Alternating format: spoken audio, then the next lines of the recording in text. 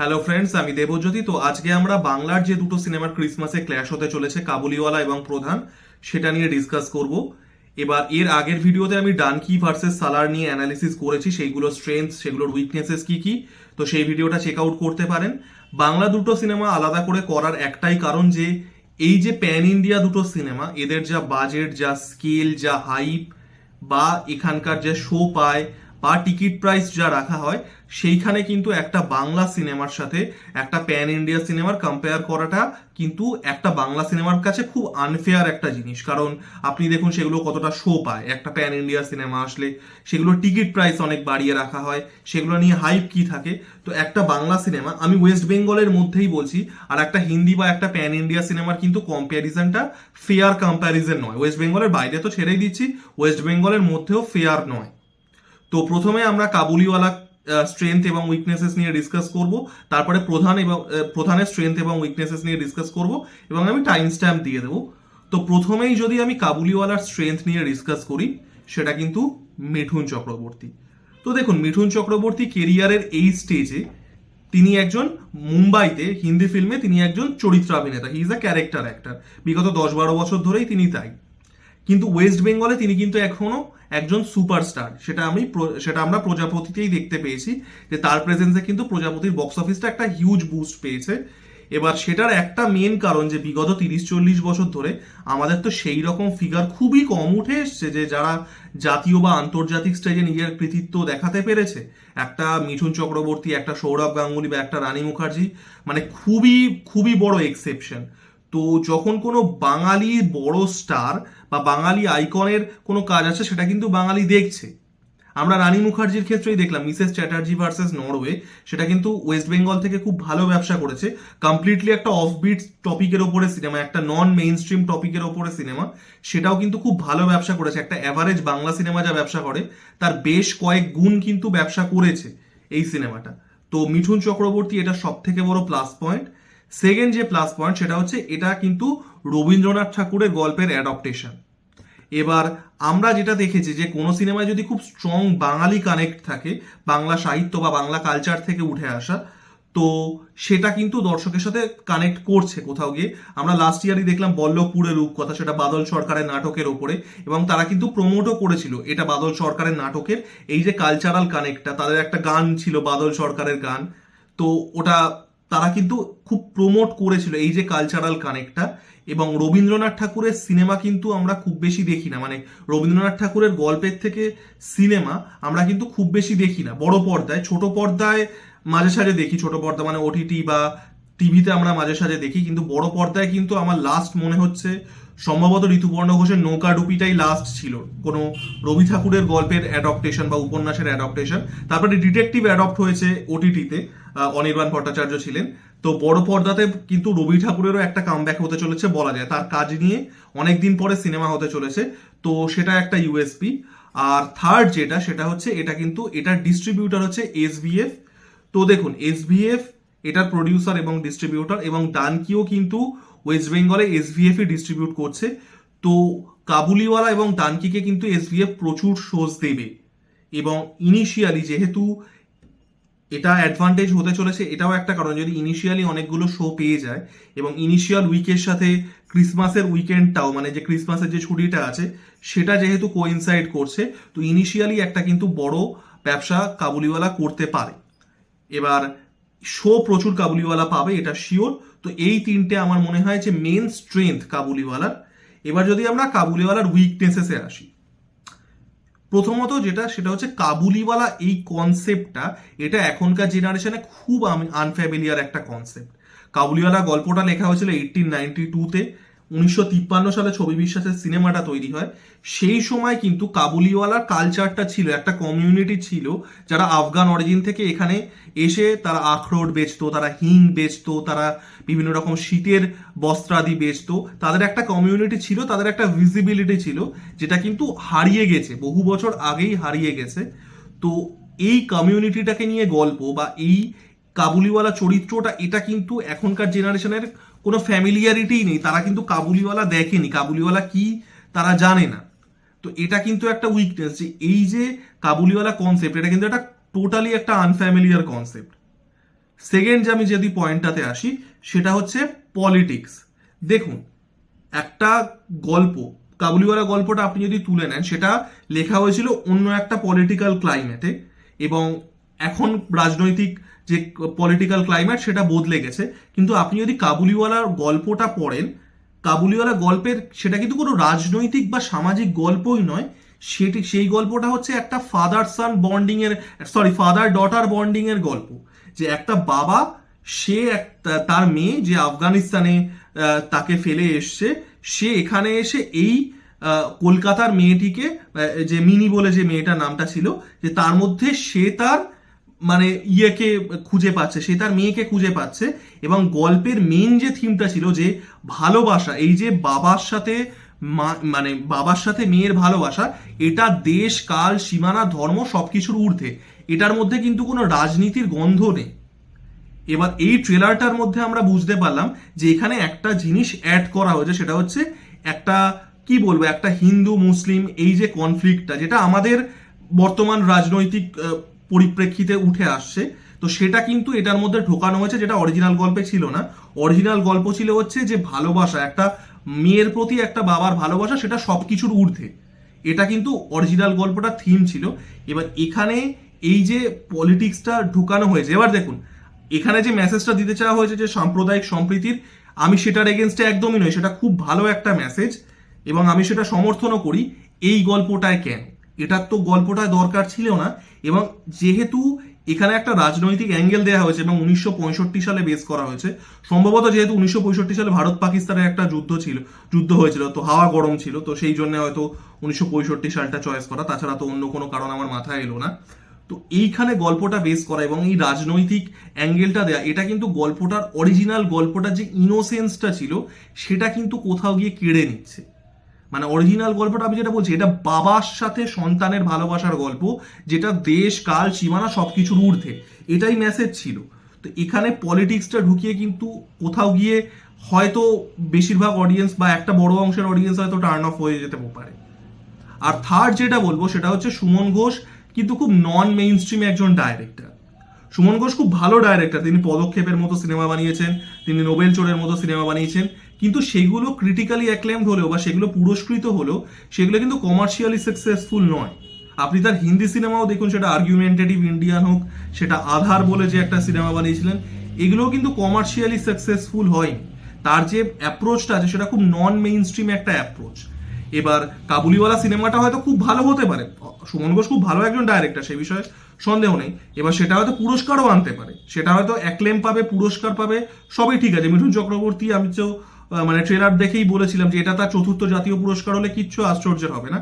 কিন্তু তিনি একজন নন মেইন স্ট্রিম ডিরেক্টর, তো তার কাজ কতটা কমার্শিয়ালি ফিজেবল হবে সেটা কিন্তু মানে সেটা একটা আমার সন্দেহ আছে।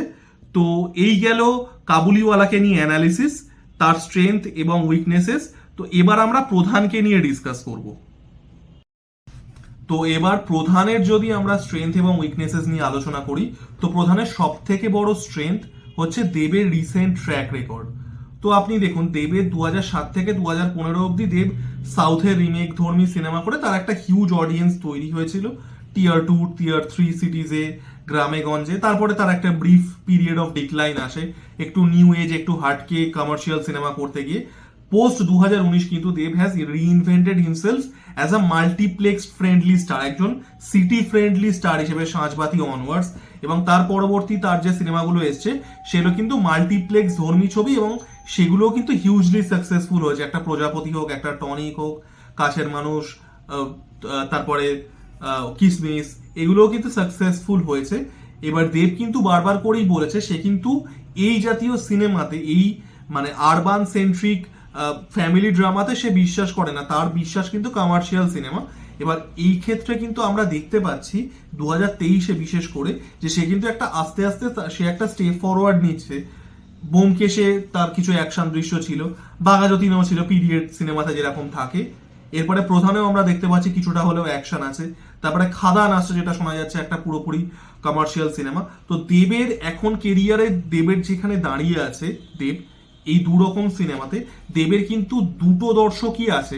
ইন্টিরিয়ারে তার একটা হিউজ দর্শক তো কেরিয়ারের শুরু থেকেই ছিল, এবং লাস্ট কয়েক বছরে সে এই যে আরবান দর্শকটা তৈরি করতে পেরেছে, তো এবার সেটাই দেখার যে এই সিনেমাটাতে সে সেটা কম্বাইন করতে পারে কিনা। কারণ এই সিনেমাটার মধ্যে কিন্তু দুটো সেন্সিবিলিটিই আছে, কিছুটা কমার্শিয়াল সেন্সিবিলিটিও আছে, আবার কিছুটা এই যে আরবান সেন্ট্রিক ফ্যামিলি ড্রামা সেই সেন্সিবিলিটিটাও আছে। তো এবার দেখা যাক তার এই যে দুটো অডিয়েন্স বেস তৈরি হয়েছে, একটা গ্রামেগঞ্জের দর্শক তার আগে থেকেই ছিল, এবং এই যে তার যে রিসেন্ট আরবান দর্শকটা, দুটো কম্বাইন সে করতে পারে কিনা। কারণ দেব কিন্তু বারবার করেই বলেছে তা সে এই জাতীয় সিনেমায় বিলিভ করে না, এই জাতীয় ফ্যামিলি ড্রামা ধর্মী সিনেমাতে সে বিলিভ করে না, সে কমার্শিয়াল সিনেমাতেই বিলিভ করে। তো দেখা যাক, যেহেতু আস্তে আস্তে সে সেই স্টেপ ফরওয়ার্ডটা নিচ্ছে, একটু একটু করে অ্যাকশন অ্যাড করে, একটু একটু করে মেইন স্ট্রিম এলিমেন্ট অ্যাড করে, তো দেখা যাক দুটো অডিয়েন্স সে কম্বাইন করতে পারে কিনা। তো দেবের রিসেন্ট ট্র্যাক রেকর্ডটা কিন্তু এই সিনেমার সব থেকে বড় স্ট্রেংথ। সেকেন্ড যদি প্রধান সিনেমার সব থেকে বড় স্ট্রেংথ হয়, সেটা হচ্ছে এটার রাজনৈতিক প্রাসঙ্গিকতা। দেখুন, লাস্ট 1-1.5 মাস একটা মারাত্মক পরিমাণ ডিমান্ড উঠেছে যে ভারতবর্ষে অন্যান্য জায়গাতে রাজনীতি নিয়ে সিনেমা হলেও সেটা ওয়েস্ট বেঙ্গলে কেন হচ্ছে না। জওয়ান, বিশেষ করে জওয়ান রিলিজের পরে এই আলোচনাটা মারাত্মক রকমের উঠেছে যে এত যে দুর্নীতি হচ্ছে, এত যে মানে রাজনৈতিক ব্যাপার স্যাপার, তো সেগুলো কেন সিনেমাতে উঠে আসছে না, কেন বাংলা সিনেমা পুরোপুরি রাজনীতির থেকে পুরোপুরি আলাদা হয়ে গেছে। ঠিক এই সময়টাতে এই সময় প্রাসঙ্গিকতার যে একটা ব্যাপার, রাজনৈতিক প্রাসঙ্গিকতা, সেই সময় কিন্তু প্রধান আসছে। এবং প্রধানের আপনি যদি টপিকটাও দেখেন, সেটা একটা পঞ্চায়েত টাইপের এরিয়াতে সেট করা। কয়েক মাস আগেই পঞ্চায়েত ভোট গেল, সেখানে কি হয়েছে সবাই জানেন, খবরে দেখেছি আমরা সবাই। সেখানে একটা রাজনৈতিক প্রাসঙ্গিকতা কিন্তু আছে। দুজন যে মেন হিরো দেব এবং সোহম, তারাও একটা বিশেষ পলিটিক্যাল পার্টির সাথে যুক্ত। তো এই যে টোটাল ব্যাপারটা, এবং এইখানে যে মানে রাজনৈতিক ইকুয়েশন গুলো দেখানো হয়েছে, এই যে মিড ডে মিল দেওয়া হচ্ছে না, শিক্ষাকে কোথাও গিয়ে আটকে দেওয়া হচ্ছে, এগুলো কিন্তু রিয়েল লাইফ ইস্যু। তো এই যে টোটাল রাজনৈতিক যে সমীকরণ এটার কাজ করছে, এটা কিন্তু খুবই প্রাসঙ্গিক, এবং এটা কিন্তু খুব কম বাংলা সিনেমায় উঠে আসতে দেখা যায়। তো যেহেতু পোস্ট জওয়ান এই একটা ডিমান্ড মানুষের মধ্যে একটা তৈরি হয়েছে যে আমরা প্রাসঙ্গিক রাজনৈতিক বিষয় নিয়ে সিনেমা দেখবো, মানে প্রধান কিন্তু সেটাই হতে পারে। এবার রাজনীতি নিয়ে সিনেমা বানালে সেটার একটা ডাবল এজ সোর্ড হয়, সেটা ব্যাকফায়ারও করতে পারে, সেটা আমি নেগেটিভে আলোচনা করব। কিন্তু এটা কিন্তু মূলত একটা স্ট্রেংথ হতে চলেছে যে এই সিনেমাটা কিন্তু রাজনৈতিকভাবে প্রাসঙ্গিক, এবং এমন একটা সময় আসছে যেখানে এই জাতীয় সিনেমার ডিমান্ড কিন্তু দর্শকরা করছেন। আর থার্ড বলবো, এই সিনেমাটার যে সাপোর্টিং কাস্ট এবং সাপোর্টিং কাস্টদেরকে যেভাবে চয়েস করা হয়েছে। এবার শশধর মুখোপাধ্যায় একটা কথা বলতেন যে মাপজোক করে, বক্স অফিসকে মাপজোক করে সিনেমা বানানো। এবং আমি যখন বম্বে টকিসের ইতিহাস নিয়ে আলোচনা করব, ফিল্মিস্তান স্টুডিওসের ইতিহাস নিয়ে আলোচনা করব, তখন আমি নিশ্চয়ই ডিটেলসে বলবো। তো এই প্রধান সিনেমাটা কিন্তু বেসিক্যালি ওই শশধর মুখার্জির কথায় বক্স অফিসকে মাপজোক করে বানানোই সিনেমা। কারণ আপনি যদি প্রত্যেকটা কাস্টকে দেখেন, প্রত্যেকটা কাস্টকে মেপে মেপে নেওয়া। দেব, তার একটা রিসেন্ট আরবান অডিয়েন্স তৈরি হয়েছে, টনিক, প্রজাপতি, কাছের মানুষ, এই জাতীয় সিনেমা করে তার একটা মানে আরবান অডিয়েন্স এখন আছে। পরাণ বন্দ্যোপাধ্যায়, তিনি এই জাতীয় রোল আগেও বহু করেছেন, তার একটা অডিয়েন্স আছে। দেবের সাথে পরাণ বন্দ্যোপাধ্যায় টনিকের কেমিস্ট্রিটা মানুষের ভালো লেগেছিল, সেটার একটা রিটার্ন ঘটছে। মমতা শঙ্কর একজন খুব বলিষ্ঠ একজন অভিনেত্রী বাংলা সিনেমার, তার প্রজাপতিতে অভিনয়ের দর্শকের ভালো লেগেছিল। দেবের সাথে তার একটা কামব্যাক ঘটছে প্রজাপতির পরে। অনির্বাণ ভট্টাচার্য, তার একটা হিউজ ফ্যামিলি অডিয়েন্স আছে থ্যাঙ্কস টু একেন বাবু, তো তাকে নেওয়া হয়েছে অ্যান্টাগনিস্টের চরিত্রে। সৌমিত্রিষা, তার হিউজলি পপুলার সিরিজ মিঠাই। তো এই যে দর্শকটা এই সিনেমাটা টার্গেট করছে, সেই দর্শকটার মধ্যে সৌমিত্রিষা কিন্তু খুব বড় একটা নাম। সে হয়তো সিনেমা করেনি, কিন্তু এই দর্শকটার মধ্যে সৌমিত্রিষা কিন্তু মিঠাইয়ের জন্য খুব পপুলার একটা নাম। এবং সোহমের একটা সময় কিন্তু, সোহমের বর্তমান বক্স অফিসে তার কোনো নন এক্সিস্টেন্ট, তার কোনো বক্স অফিস পুল নেই, কিন্তু একটা সময় সোহমের সিনেমা কিন্তু হিউজ টিআরপি দিয়েছে। সেটা ফান্দে পড়িয়া বাবা কান্দেরে হোক, সেটা বোঝে না সে বোঝে না হোক, সেটা অন্যান্য সিনেমা যেগুলো ছিল, সেগুলো কিন্তু একটা সময় হিউজ টিআরপি দিয়েছে, এবং তার একটা স্যাটেলাইটে কিন্তু একটা হিউজ মার্কেট ছিল, তার বক্স অফিসে যাই হোক। তো প্রত্যেকটা অ্যাক্টর অ্যাক্ট্রেস কিন্তু চয়েস করা এই জিনিসটাকে মাথায় রেখে যে আমি এই ডেমোগ্রাফিকটাকে, এই এজেড অডিয়েন্সটাকে টার্গেট করছি, এই প্রাসঙ্গিকভাবে মানে এর সাথে প্রাসঙ্গিকভাবে রেখেই কিন্তু প্রত্যেকটা কাস্ট ক্রিউ চয়েস করা। তো এইভাবে মাপযোগ করে মানে এটা আমার দেখে পার্সোনালি খুব ভালো লাগে, পুরো একটা কর্পোরেট স্ট্রাকচারের মতো সিনেমাটা বানানো। তো এটা কিন্তু হিউজলি বেনিফিট করবে, কারণ প্রত্যেকের কিন্তু এই অডিয়েন্সটার সাথে একটা হিউজ মানে একটা কানেক্ট আছে প্রত্যেকটা কাস্ট মেম্বারের। এই এজেড অডিয়েন্স গ্রুপটা যেটা এটার মূল গ্রুপ হতে চলেছে এই সিনেমাটার, এটা কিন্তু হিউজলি কানেক্ট করতে চলেছে বলে আমার মনে হয়। তো এই গেল তিনটে মেন স্ট্রেংথ যেটা আমার প্রধানের ক্ষেত্রে মনে হয়। এবার আমি আসবো নেগেটিভে। এবার নেগেটিভের প্রথমেই যেটা সেটা হচ্ছে, যেহেতু বেঙ্গল টকিজ একটু রিলেটিভলি নতুন একটা প্রোডাকশন হাউস, হ্যাঁ তারা দুটো সিনেমা দিয়েছে, দুটোই ব্লকবাস্টার, কিন্তু তাদের কিন্তু শো পেতে অসুবিধা হবে। ডানকি, সালার আর কাবুলিওয়ালা কিন্তু ম্যাক্সিমাম শো কিন্তু নিয়ে নিতে পারে। ডানকি আর কাবুলিওয়ালা এসভিএফ ডিস্ট্রিবিউট করছে। তো আগের 2 বছর কি হয়েছিল, 2021 আর 2022-এ রণবীর সিং এর দুটো সিনেমা পুরো মুখ থুবড়ে পড়েছিল। 2021-এ 83 চলেনি তেমন ভাবে, সেখানে টনিক একটা হিউজ ব্যবসা করে নিয়েছে। 2022 সালে সার্কাস পুরো ডিজাস্টার হয়ে যায়, সেখানে প্রজাপতি তো খুব ভালো ব্যবসা করেই ছিল, তার পাশাপাশি হামি আর হত্যাপুরিও ব্যবসা করে নিয়েছিল। এবারে কিন্তু সেটা হবে না, এবার দুটো সিনেমা আসছে, মানে প্যান ইন্ডিয়া থেকে দুটো সিনেমা আসছে, দুটোই হিউজ সিনেমা। পাশাপাশি এই যে প্রধান যে ডেমোগ্রাফিকটাকে টার্গেট করেছে ফ্যামিলি অডিয়েন্স, এটাকে কিন্তু কাবুলিওয়ালাও টার্গেট করছে। তো এক্ষেত্রে কিন্তু কোথাও গিয়ে শো পেতে একটা সমস্যা হতে পারে। এবার বেঙ্গল টকিজ একটা নতুন প্রোডাকশন হাউস, তাদের রেকর্ড খুবই ভালো, মানে তাদের ট্র্যাক রেকর্ড পুরো 100%, কিন্তু শো পেতে কিন্তু কোথাও অসুবিধা হতে পারে, কারণ এবার কিন্তু কম্পিটিশনটা মানে ডাবল হেডেড কম্পিটিশন। হিন্দি থেকে মানে প্যান ইন্ডিয়া থেকে দুটোর কম্পিটিশন আসছে, এবং বাংলা থেকেও কিন্তু কাবুলিওয়ালা এক্স্যাক্টলি ওই অডিয়েন্সটাকেই টার্গেট করছে। তো কোথাও গিয়ে শো পেতে কিন্তু প্রধানের অসুবিধা হলেও হতে পারে, দেখা যাক কিরকম কি হয়। আর দ্বিতীয়ত যে উইকনেসটা সেটা হচ্ছে এই সিনেমাটার, যেটা আমি বললাম যে দেখুন রাজনীতি বিষয়টা প্রচন্ডভাবে বিভাজনকারী একটা বিষয়। এই এপক্ষ না ওপক্ষ, আমি ভার্সেস তুমি, একটা রাজনৈতিক সাইড বনাম অন্য একটা রাজনৈতিক সাইড, এই লেফট উইং রাইট উইং, রাজনীতি জিনিসটা মানুষকে ডিভাইড করে। আমরা বলছি ঠিকই যে প্রধানের একটা রাজনৈতিক প্রাসঙ্গিকতা আছে, অবশ্যই আছে, এবং দর্শক ডিমান্ডও করছে পোস্ট জওয়ান যে রাজনীতি আমরা সিনেমাতে দেখতে চাই, যে রাজনৈতিক যে দুর্নীতিগুলো উঠে আসছে সেগুলো সিনেমাতে দেখতে চাই। এটাও একটা কথা যে এইগুলো নিয়ে সিনেমা বানালে হয়তো একটা সেকশন অফ দর্শক তারা কিন্তু টার্ন অফ হয়ে যেতে পারে। কারণ কি, কারণ একটা ফ্যামিলি অডিয়েন্স, এবং প্রধান তো পুরোটাই ফ্যামিলি অডিয়েন্সের জন্য, তারা যদি দেখে যে তারা এরকম রাজনৈতিক বিষয় উঠে আসছে সিনেমার মধ্যে, তারা কিন্তু কোথাও গিয়ে হয়তো একটু মানে টার্ন অফই হয়ে যাবে। কারণ তারা কি দেখতে চাইছে, তারা একটা পুরোপুরি ক্লিন ফ্যামিলি এন্টারটেনমেন্ট দেখতে চাইছে, তারা কিন্তু এই রাজনৈতিক দ্বন্দ্বে যেতে চাইছে না। যেটা আমি ডানকির ক্ষেত্রেও, ডানকির যখন আমি অ্যানালিসিস করেছি তখনও আমি বলেছি রাজনৈতিক দ্বন্দ্বে যেতে চায় না। অ্যাভারেজ বাঙালিগুলি মানুষ, অ্যাভারেজ ভারতীয় কিন্তু তারা রাজনীতি সচেতন না, তারা রাজনীতি থেকে নিজেকে দূরেই রাখে। তো রাজনীতি জিনিসটা যেরকম একটা সিনেমার প্রাসঙ্গিকতা বাড়িয়ে দিচ্ছে, যেটা প্রধানের পজিটিভ, তেমনি নেগেটিভও এটাও, যে একটা সেকশন অফ অডিয়েন্সকে কিন্তু টার্ন অফও করে দিতে পারে, যে রাজনীতি নিয়ে কথা বলতে চলো এই সিনেমা আমি দেখবো না, আমি ফ্যামিলি সিনেমা দেখবো। তো এটাও কিন্তু প্রধানের ক্ষেত্রে কোথাও গিয়ে একটা ইস্যু তৈরি করতে পারে, বিশেষ ক্ষেত্রে করে যেখানে হিরো দুজনেই একটা বিশেষ পলিটিক্যাল পার্টির সাথে যুক্ত। তো সেখানে অলরেডি সেই পার্টির যারা সাপোর্টার নয় বা সেই পলিটিক্যাল আইডিওলজির যারা সাপোর্টার নয়, তারা কিন্তু অলরেডি একটা কিন্তু ওই জিনিসটা পেয়ে গেলেন যে এটার এগেনস্টে যাওয়ার। তো এটা কিন্তু কোথাও গিয়ে সিনেমাটা নেগেটিভও হতে পারে। তো এই গেল কাবুলিওয়ালা আর প্রধানের পজিটিভ এবং নেগেটিভ।